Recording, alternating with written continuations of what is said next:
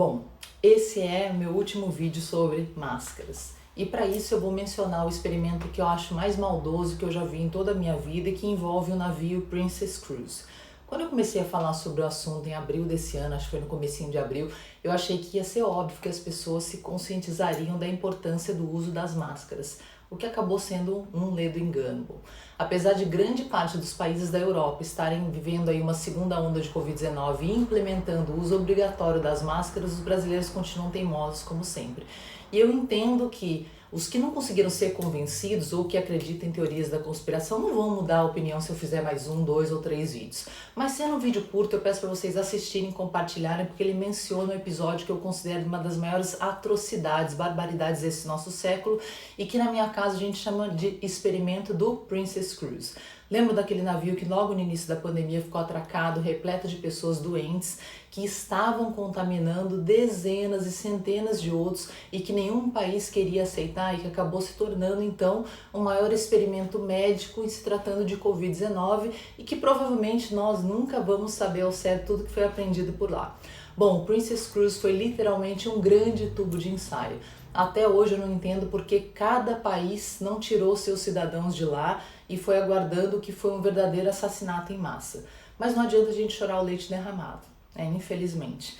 A gente precisa aprender com esses erros. Bom, e um dos maiores erros foi justamente a falta de distribuição de máscaras e eu vou explicar o porquê no decorrer do vídeo.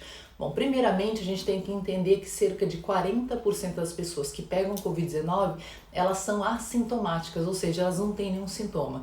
São razões ligadas tanto ao vírus quanto ao próprio paciente. Com relação ao vírus, a gente pode ter um componente genético, a gente pode ter a carga viral, que é a quantidade de vírus que a pessoa entra em contato.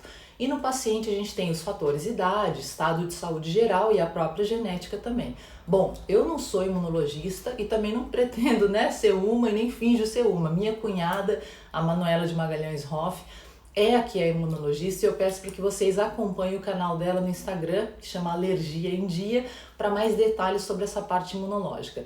Mas o que nós temos que levar é que no nosso corpo existem dois tipos de sistema de defesa, um baseado em células T e o outro em células B.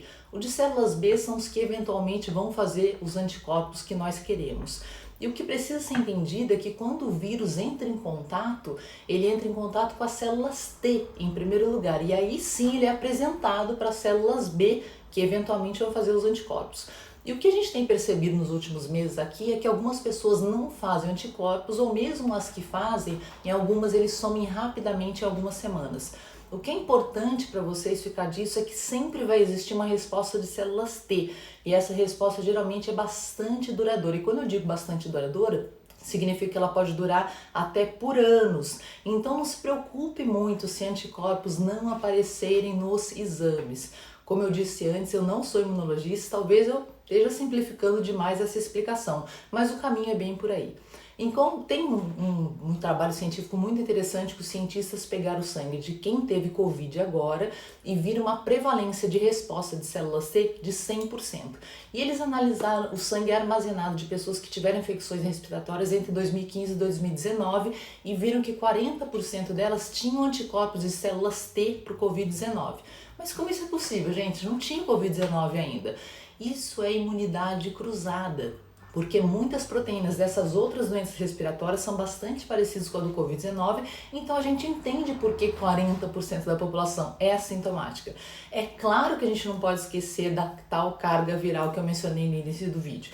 E para vocês entenderem isso, eu vou ter que contar a história de dois navios. O navio Princess Cruise e o navio argentino que foi para a Antártida. No navio Princess Cruise, nenhuma máscara foi distribuída, enquanto que no navio argentino, máscaras N95 foram entregues para os tripulantes e máscaras cirúrgicas para os passageiros. E fazendo uma comparação entre os dois navios, no primeiro, no Princess Cruise, 47% das infecções foram assintomáticas e no navio com máscaras, 81% foram assintomáticas. E isso corrobora bastante com a carga viral. Se você usa máscara, faz distanciamento social, mesmo que você cruze com alguém positivo, as suas chances de pegar a doença são mínimas. Agora, se você está no aglomerado, sem máscara, sem ventilação adequada, ou, por exemplo, é um profissional da saúde da linha de frente, um endoscopista como eu, um anestesista, onde nós lidamos com pessoas espirrando e tossindo o tempo todo, se a gente não tiver devidamente paramentado, com certeza a gente vai receber uma carga viral imensa e ficaremos doentes, até com as formas mais graves da doença, que é o que a gente tem visto até então.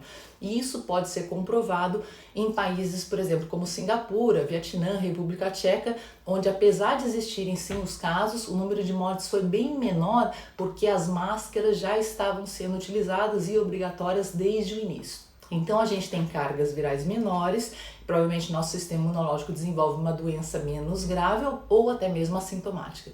E por fim, eu vou discutir as aglomerações nas praias do Rio de Janeiro e São Paulo nesse último feriado.